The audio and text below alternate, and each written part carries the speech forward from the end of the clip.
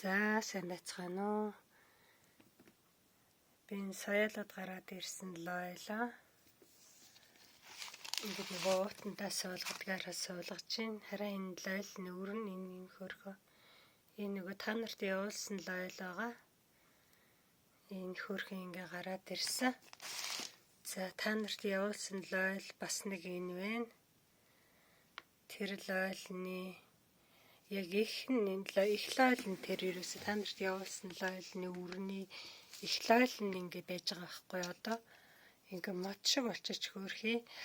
Энийг болохоор би намар 10 сард таналт хийгээд тэгээд усанд хийгээд өрслүүлээд зөнд хүндэс гараад айгүй олон ийм таналт хийсэн ишнүүд маань үндэс гараад ургасан. Тэгээд тэрнээс 2 сард 3 сарын 2 сард л юм шиг байна. 3 сард энэ ганцаараа үлдсэн. Бусд нь тэгээл ингээ хөгжрөөл нөгөө усандаа байгаал ерөөсө шорон суулгаагүй дүүрэн үндэс нь аягүйх болол байсаар агаад энэ ганцаараа тунж үлдсэн хөөрхөн. Тэгээд их лойлноос нь энэ яг мод шиг хатуу байна. Тэгээд одоо би энийг үзье цөмөрөө. Тэгээд цөмөрөө энийг одоо би нуутанд суулгадаг юм уу гэж бодож байна. За ингээд эхлээд хасгаад үзье да. За би энэ дээр хасгаадах юм. Үндэсгээ ер нь юу яар байна уу гэж харъя юм бэ. Ийм их үндэстэй, битүү үндэстэй ийм лойл байна. За тэгвэл одоо цөмөр энийг хаан суулгах уу, энэ уутандаа суулгачих уу.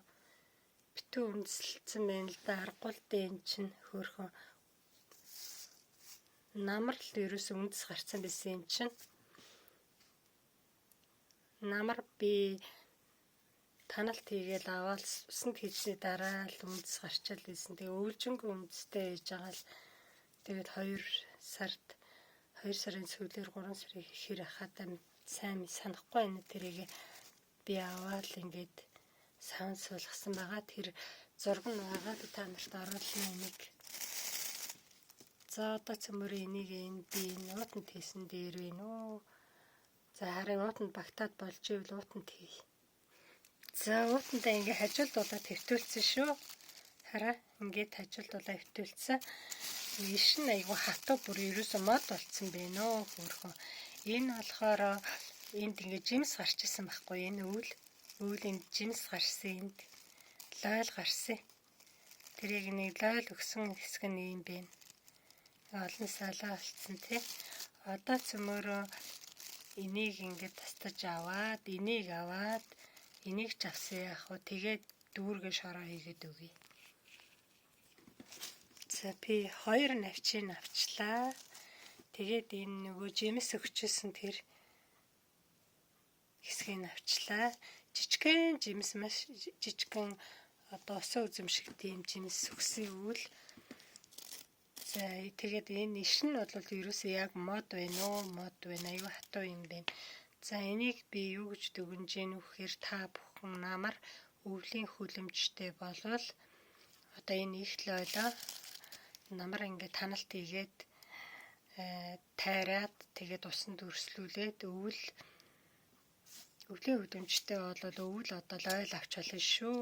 Тэр одоо энэ миний явуулсан үр бол айгүй сайн чанартай юм хүчтэй үр байгаа.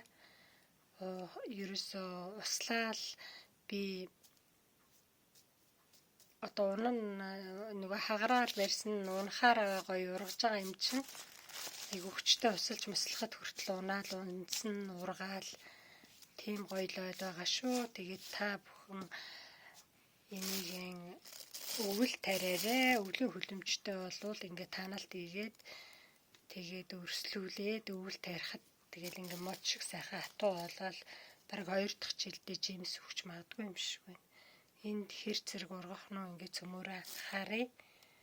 Энийг би энд одоо жоохон бананы хайлс хийж өгвөл энэ их сайхан үндэс гараад их сайхан ургадаг. За тэгээд энэ эхлэелээ.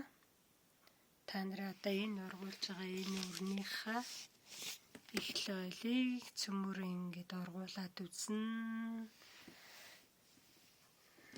Тэгээд та бүхэн бас туршаад энэ үйл таналт хийсэн лойлоо хүлэмжиндээ өвлийнхөө хүлэмжинд өрслүүлээ тэгээд тариад ургуулад жимс аваарэ. Эднийхэн бодлол ерөөсөө өвлийн хүлэмжиндээ өвөл лойлоо ургуулаад жимс аваад байгаа юм чинь. Тэгэл шин жимс өгөөд идэг. Тэгэхээр ингээд туршиж болно. Эсвэл 7 сард үрээ хийгээд өрслүүлээд тэг өвлийн хүлэмжинд бас тарьж болно. Минийхаар бол ерөөсөө хамгийн найдвартай нь бол энэ таналт хийгээд энэ лойл бол таналт хийхэд маш сайхан ургадаг лойл байгаа. Тийм учраас та бүхэн таналт хийгээл таналт хийсэн иш чинь бол ерөөсөө шууд их лойлтойгоо зэрэгцээл лойлоо өгдөг болохоор өвлийн хүлэмжиндээ ингээд таналт хийгээд тэгээ таналт хийсэн лойлоо ингээд үндэслүүлээд ургуулаарэ. Энэ хараа энэ навчных нь энэ хүртэл аюу хатуу шүү дээ. Бүр яг мод болцсон байна энэ. Тэг хугар ингээд нугалахад хугарахгүй энэ хараа.